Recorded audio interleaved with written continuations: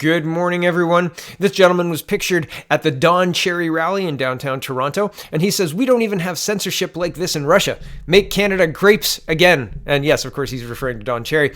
But it's interesting that what Don Cherry said got him fired, and what this woman said did not. The Mad Sloth is tweeting, quote, her low blow smears of Don and hockey players are far worse than anything Cherry has said in 38 years on the air. One thing different from what Cherry said last Saturday is that he didn't refer to or single out any race or skin color. Alan did. Yeah, and here's an article on it.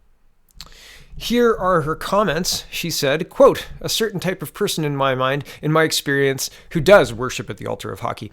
And they all tended to be white boys who were, let's say, not very nice. They were not generally thoughtful. They were often bullies. Their parents were able to afford to spend $5,000 a year on minor hockey. $5,000 is a lot of money. You can do other things besides than spending time in an arena. They could go on a trip and learn about the world, see other things, eh? The world is a big place. Get outside of that bubble. So having a hockey as a pastime, that's bad. Spending $5,000 on hockey, that's bad. I mean, does she even understand how ill-informed her statement is? There are a number of hockey players who support charities. Don Cherry himself is a huge proponent of veterans and has been on trips with, to the beaches of Normandy and to Afghanistan to entertain the troops, etc. This person just seems so out of touch saying that they're bullies and again, invoking white people. It just, what? Like, let me see your racism and raise you a bunch of white bully hockey players. Right? What insanity. What complete insanity. And, well, here's another. Oh, I guess this is the Mad Sloth tweeting again. This is the Mad Sloth show today. Anyway, she says, a refugee shelter to cost taxpayers nearly $1 million per month. And I thought, that's insanity. And yeah, it's just insanity. It used to be our immigration system brought people in, and those people had jobs, and those people built lives. And now we are spending millions of dollars per year to maintain shelter systems exclusively for new Canadians. We are bringing people to Canada. We are keeping people in Canada who are homeless. We are importing people to make them homeless. We have homeless here anyway. This just makes no sense to me. It makes zero sense to me at all. So anyway, here's the Toronto Sun reporting. And this is November 13th, 2019. Refugee shelter to cost taxpayers nearly $1 million per month. A former North York hydro site now being used as a refugee shelter is costing taxpayers at least $1 million per month, the Toronto Sun has confirmed. The city is paying $42,000 per month to the Times Group Corporation to use the 5800 Yonge Street site, which opened its doors on Tuesday. City spokesman Andrea Gonsalves, who also confirmed the city has been paying the monthly rent to the owner since January of this year, even though the site sat vacant until this week. But that's not all. Gonsalves said it is costing the city another $45,000 per month to provide heat and light to this 80,000 square foot building, about 2/3 of which is being used to house some 200 refugees, 120 of them female and another 80 male. I'm not sure why the ratio matters, but it matters enough to be reported on. So there you go.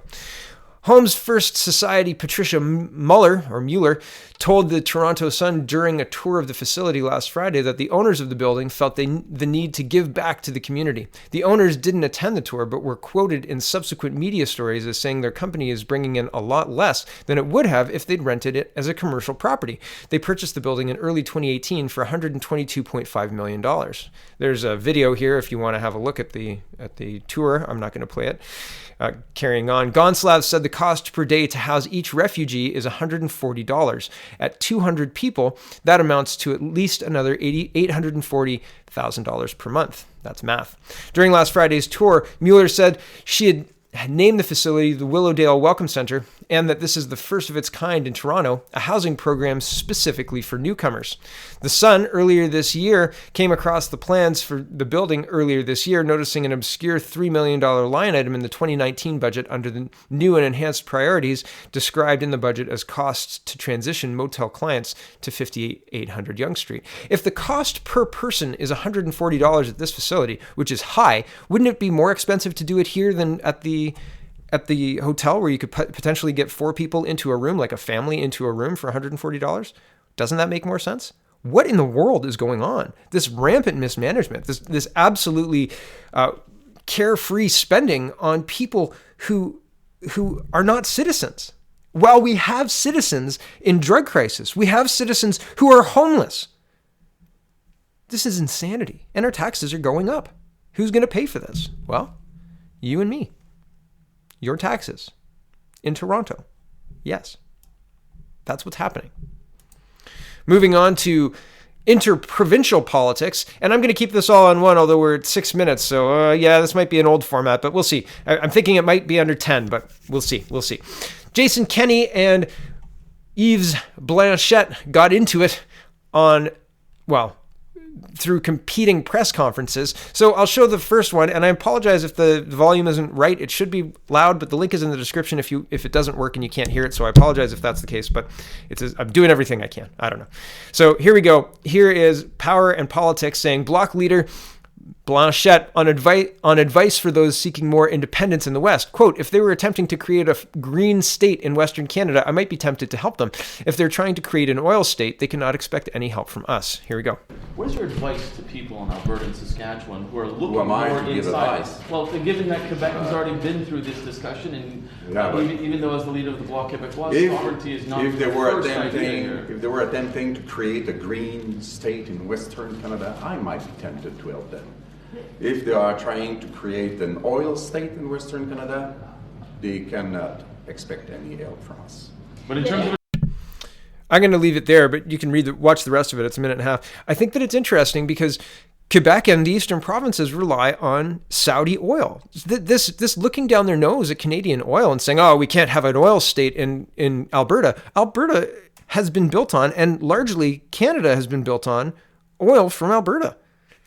Really, and your province, sir, has benefited from money from Alberta. So that oil is funding your $8 a day daycare, $7.25 a day daycare, or whatever it is that your province gets because of equalization payments, because hydroelectricity isn't counted the same way as the oil is in Alberta. That just seems not quite right to me. And your arrogance about it is, well, arrogant to put it plainly. Here's Jason Kenney. I was given a report by a meeting that happened this morning with the leader of the Bloc Québécois, M. Blanchet, and Prime Minister Trudeau, after which Mr. Blanchet, who now controls, I think, 32 seats in the House of Commons, said the following. He said that he was asked if he would show any support for the West that feels increasingly alienated. And he said, if they were attempting to create a green state in Western Canada, I might be tempted to help them. But if they are trying to create an oil state, they cannot expect any help from us. And through national or international channels, we will keep fighting this idea to obsessively want to extract oil from the ground. This, on the same day that his provincial cousins, the Parti Québécois, tabled a motion in the Quebec National Assembly demanding that Quebec exercise a veto over any prospective future changes to the equalization formula. And these statements being made a week after Quebec tabled a budget with a $4 billion surplus thanks to a $13 billion equalization payment from Ottawa, which came from the workers that many of you have had to lay off.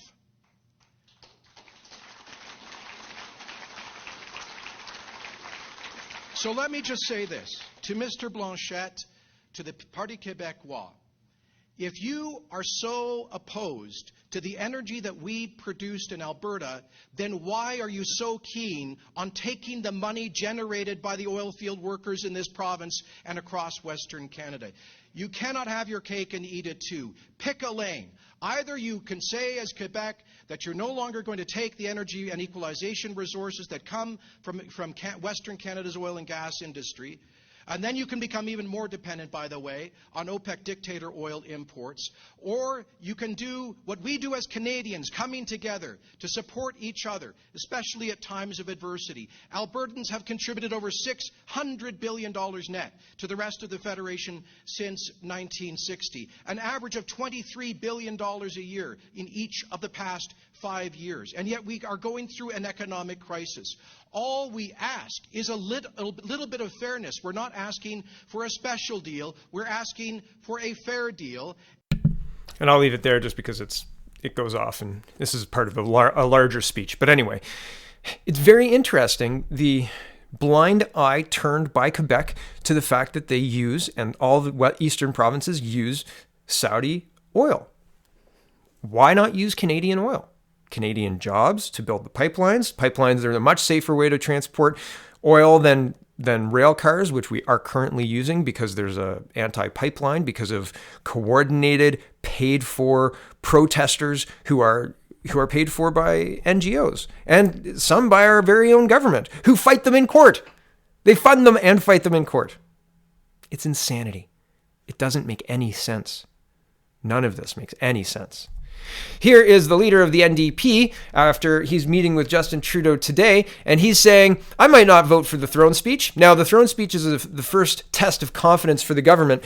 If Justin Trudeau can't get confidence, then another leader tries to gain confidence of the House. Maybe Andrew Scheer could cobble together the Greens, the NDP, and the Bloc and lead the House if they don't want Justin Trudeau doing it. I mean, there's enough seats if everybody joins forces. But all of that said, not likely, right? It's not likely. So what's likely to happen is either the NDP or the Bloc support Justin Trudeau, and we carry on through that